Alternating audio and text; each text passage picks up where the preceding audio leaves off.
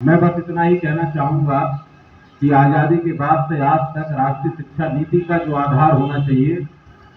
वो जहां हमारी 70% आबादी निवास कर रही है,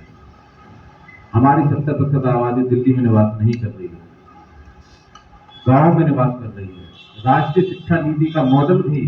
सबसे पहले हमें जो ग्रास रूट है वहां के एजुकेशन में ड्रास्टिक चेंज करके उसको इतना सक्षम बनाने का कवायद होना चाहिए जो दिल्ली के एक बच्चे से मुकाबला कर सके। 6% बजट की जगह पर 3% बजट इस एनईपी को दिया जा रहा है।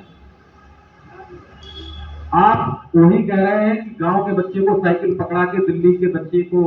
आप हाय हबूसा देकर कह रहे हो जो फर्स्ट आएगा उसको आईएएस बना देंगे। जितना डिस्क्रिमिनेशन देश की सबसे बड़ी बड़ी जो कमीशन है, इंस्टीट्यूशन से उनके एम्प्लॉयमेंट में होता है, मैं यूपीएससी की बात करना चाहता हूँ, आईएएस की बात करना चाहता हूँ, वहां पर जिस तरह से रीजनल लैंग्वेजेस के छात्रों को बाहर का रास्ता दिखाया जा रहा है और आप एनएपी में आपने जिस तरह से रीजनल लैंग्वेजेस पर एक एक टीचर हर एक स्कूल में जो मैंडेटरी वाला सिस्टम आप लाए हैं, हमें यह समझना होगा कि एक तरफ देश के कई सारे एग्जाम अंग्रेजी में ही होते हैं, वहां पर किसी भी रीजनल लैंग्वेज का ऑप्शन नहीं होता है, और एक तरफ आप रीजनल लैंग्वेजेस के माध्यम से आप एक बच्चे का विकास करना चाह रहे हैं।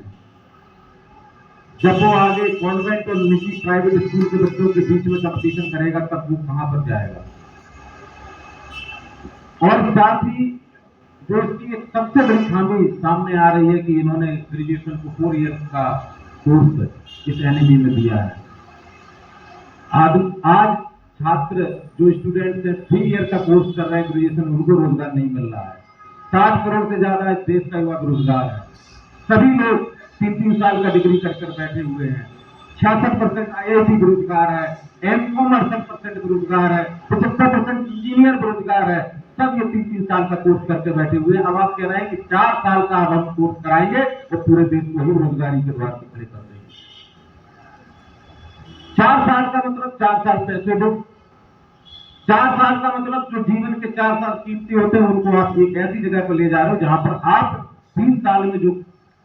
जितने लोगों ने काम किया है उनको ही रोजगार देके एक ऐसा मैसेज दो पूरे देश के स्टूडेंट्स को कि ये सरकार आपके बारे में सोच रही है। एक तरीके से पूरा एजुकेशन का ध्रुवीकरण किया गया है, इसका कैपिटलाइजेशन किया गया है, और ये सीधा सीधा जो जीडीपी 3% जो 3% इसको दिया गया है जीडीपी में एनईपी को, वो 3% इसलिए छोड़ दिया गया है कि जो इनके अडानी और अंबानी भाई हैं वो अब फाइनेंस करेंगे, और जब वो फाइनेंस करेंगे तो मोटी मोटी फीस वसूली जाएगी हर देश के इंस्टीट्यूशन से, जितने भी कॉलेजेस हैं, यूनिवर्सिटी हैं। इसलिए ये 3% की कटौती की गई है। तो आज देश के जो हालात हैं वो जैसा कि हमारे साथी ने कहा कि फ्यूचर खतरे में है, शिक्षा का फ्यूचर खतरे में है, रोजगार का फ्यूचर खतरे में है, और जो आज शिक्षा और रोजगार की बात कर रहा है उसको जेल भेजा जा रहा है, चाहे पत्रकार हो। और मैं बात कहना चाहूंगा कि मैं आम आदमी पार्टी के साथ संसद से हूं, और जिस तरह से कायाकल्प जो निजी स्कूलों के मुकाबले सरकारी स्कूलों का किया गया है,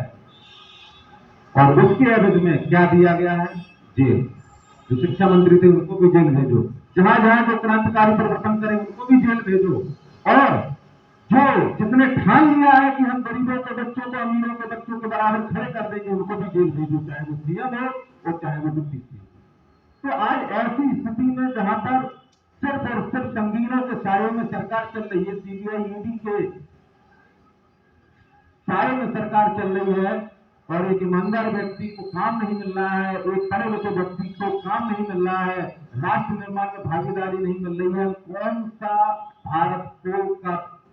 एक मजबूत राष्ट्र बनाने की ओर हो रहे हैं। मैं ये पूछना चाहता हूं सभी साथियों से कि देश का 7 करोड़ युवा बेरोजगार है, बेरोजगार का मतलब है उसका राष्ट्र निर्माण में कोई भागीदारी नहीं है, जीरो है उसका राष्ट्र निर्माण में भागीदारी। जिस देश का 60 करोड़ युवा और इसकी आबादी इतनी है कि विश्व के 15-16 देश इसमें आ जाएंगे, जब